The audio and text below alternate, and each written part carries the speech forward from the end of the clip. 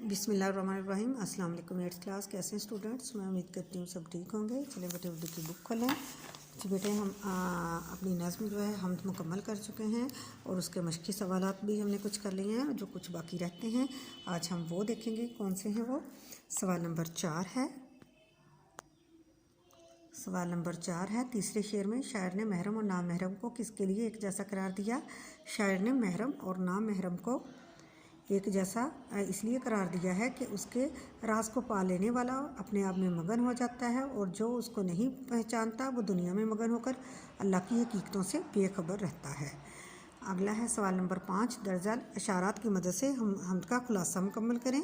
ये इशारात दिए हैं, यानी मेन बातें दी गई हैं। ये इसमें जो इम्पोर्टेंट थी वो दी हैं, तो उनको लेके आपने खुलासा लिखना है। यानी मरकज़ी ख्याल तो बहुत छोटा होता है, आपने इनकी मदद से खुलासा बनाना है कि दिलों पर अल्लाह का कब्ज़ा है, यानी वही हमारे दिलों के भेद जानता है। बंदा नाफरमा हमतसरा है। अल्लाह की बंदगी का हक़ किससे अदा होता है, कैसे होता है? महरम और ना महरम, जानने वाला और ना जानने वाला दोनों बराबर हैं। आपने ये सारी चीज़ें इस तरह इनको आपने तशरीह आपने की है और आपको अंदाज़ा हुआ होगा और आपने इस तरह उसके जो है मुकम्मल करना है इसका खुलासा। आगे है एराब लगा कर तलफ़्फ़ुज़ वाज़े करने हैं। एराब भी आपको समझ है, पिछली क्लासेस में आप करते आए हैं कि आपने जो लफ्ज़ की अदायगी है वो सही करेंगे तो आपके एराब भी ठीक आएंगे। ठीक है। उसके बाद है मिसरे लगाकर आपने खाली जगह पूरी करनी है। महरम भी ऐसा ही है जैसा कि है ना महरम है नहीं नज़रों में या खिलते सुल्तानी है नहीं जचता नहीं नज़रों में या खिलते सुल्तानी।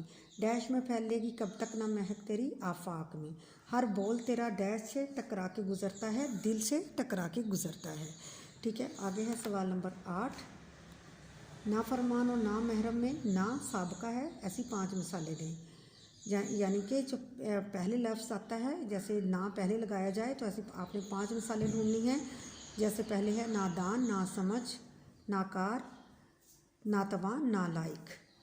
और आगे है सवाल नंबर 9। कालिम अलिफ को बे से मिलाना है। ये लफ्ज़ दिए गए हैं, आपने इनको मिलाना है बे के अल्फाज के साथ। बंदा नाफरमा, हमदसरा, मुकद्दम, हक, महरम, नामहरम, कमली, खिलते सुल्तानी, आफाक, महक, पैगाम, सबा, बोल, रंगे बिया। ये बेटे इस तरह हमारी जो है एक्सरसाइज मुकम्मल हुई। मैं उम्मीद करती हूँ आप लोग हमको अच्छे से रिपीट करेंगे और अच्छे से इसको याद करेंगे और आपको इसमें कोई मुश्किल नहीं आएगी। ठीक है। ओके जी, अल्लाह हाफिज़।